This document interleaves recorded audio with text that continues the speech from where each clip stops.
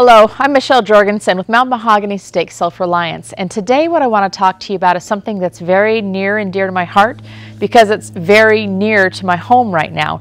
Right now I'm actually watching planes flying across the sky, and those planes are actually dropping fire retardant on a fire that's burning in the mountains just probably not more than 5 to 10 miles from where I'm living right now.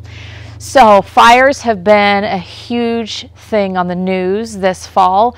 Pretty much the West Coast is on fire right now, and you always think, oh, that's them. But we have a fire right here, just miles from my home, so this is something that's very real, and it's very real for any of us. You know, it's interesting. I always have thought, I'm safe. I live here in the middle of a city. I've got many houses between me and those mountains where things typically happen and things typically burn here. But what we're hearing is stories in the news of things burning in the middle of residential areas, things burning in the middle of cities. So it's not just people that live on the outskirts or outside of town that are having these effects of these fires. So it's something that we all need to be really aware of. Not only that, we had a horrible windstorm and an Arctic storm that came in a couple of weeks ago. A lot of people in our area are still without power during heat. Thankfully, it's cooling down a little bit, but there's a lot of reasons that we actually may need to leave our home. So in that situation, what would you do? You know, there's an interesting thing called the normalcy bias. And the normalcy bias doesn't just happen in emergencies, but that's when it typically happens. And the normalcy bias is our brains think that things are going to work like they normally have. So for me, I would say a fire has never affected me personally. It's always been far away on the news in some other place.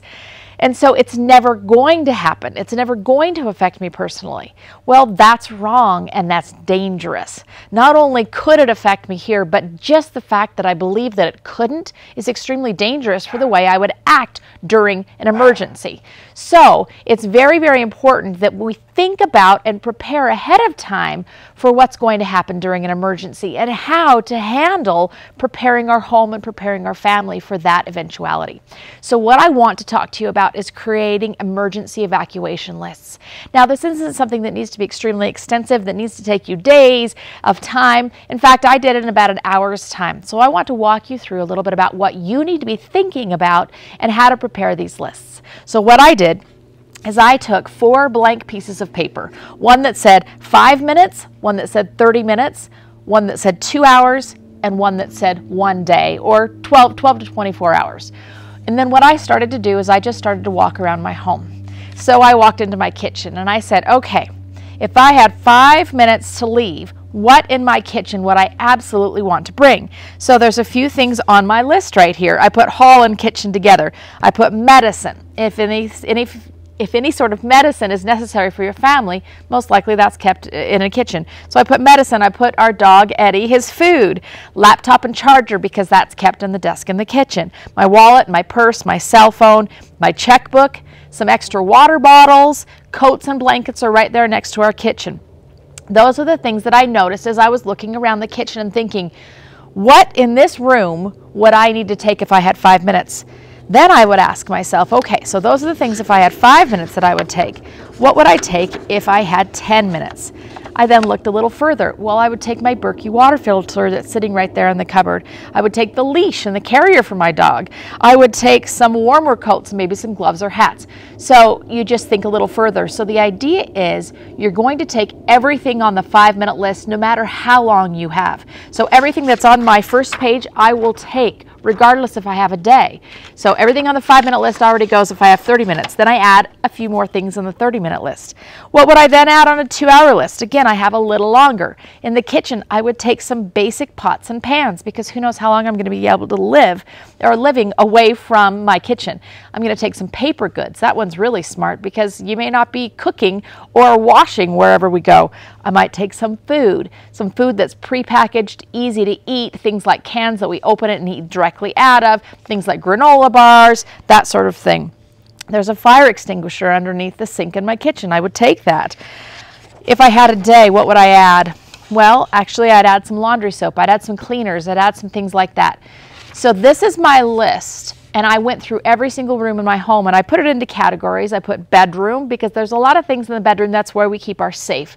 And in our safe we have ammunition, guns. Those are things that are actually on my 5-minute list, as well as documents. We have a small, easy grab-and-go safe that has all the documents that we would need.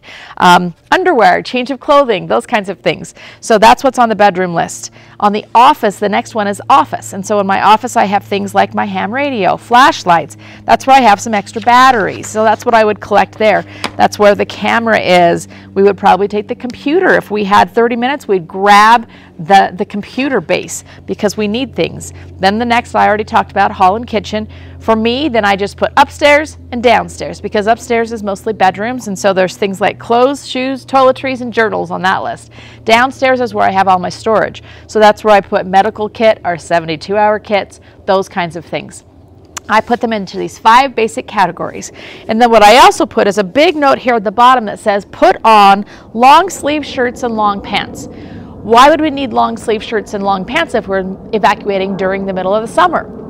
They're for protection, they're for safety, they're for warmth, they're for comfort, they're for a lot of things. That sound you're hearing is one of those fire planes I was just talking about. They're circling and dropping retardant right over there on those mountains. I also have down a note that grab armfuls of clothes with underwear and socks, because most likely we're going to evacuate to a family member's home or a church or a rec center or something like that. I saw that they have an evacuation center set up in the recreation center in my town for anyone who had to evacuate from this current fire. You're going to need lots of change of clothing. So you're just going to grab a duffel bag or whatever might be there, and you're going to stuff it full.